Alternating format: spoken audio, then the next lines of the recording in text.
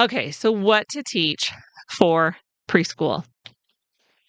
The most important thing you can do for yourself and your kids is not to put pressure on your homeschool preschool.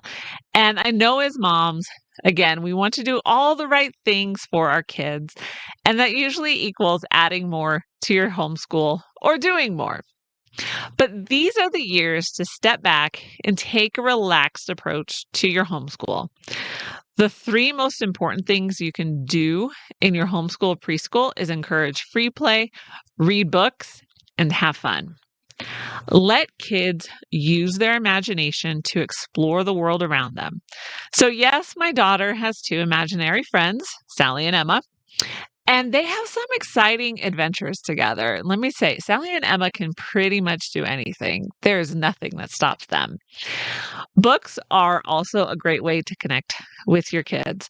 So I confess I am not a read aloud kind of mom. I've just never liked it.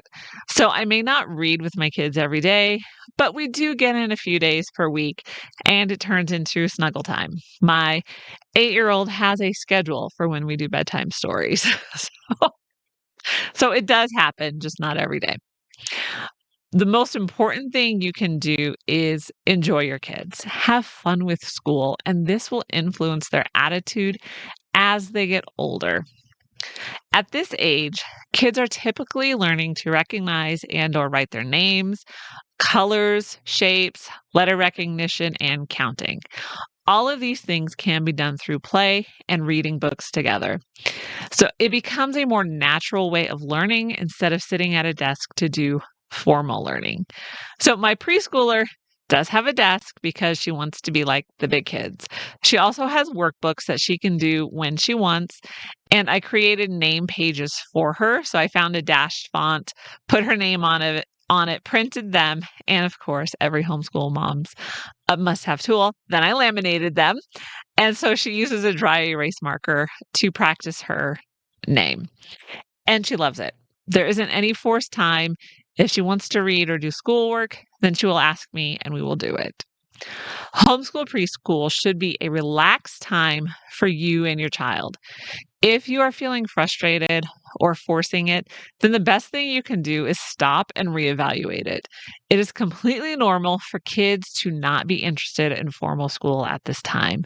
And their lack of interest isn't a judgment on your ability to teach your kids. Remember that, write that one down. So, how much time should you spend on preschool? At this age, homeschooling is more about play-based learning and exploration rather than formal instruction. You should spend as much time as you can on playing, reading, and exploring, and zero time on formal instruction. Now, I understand that you want structure and you want to make sure you're covering everything. I get it. So, for the first 5 kids, I didn't take my own advice, and I wish I had. Despite this, I did learn something about number 5 through his formal curriculum. I noticed that he was a hands on learner. So, while you don't need formal instruction, this is a great time to observe your child's learning style. So, again, for number 5, I watched him do workbooks and I noticed that he wasn't really interested. So, I wanted to make things more interested for him. So, I gave him some manipulatives, and it was like a light bulb came on for him. He understood what he was learning when he could associate it with something he could actually touch.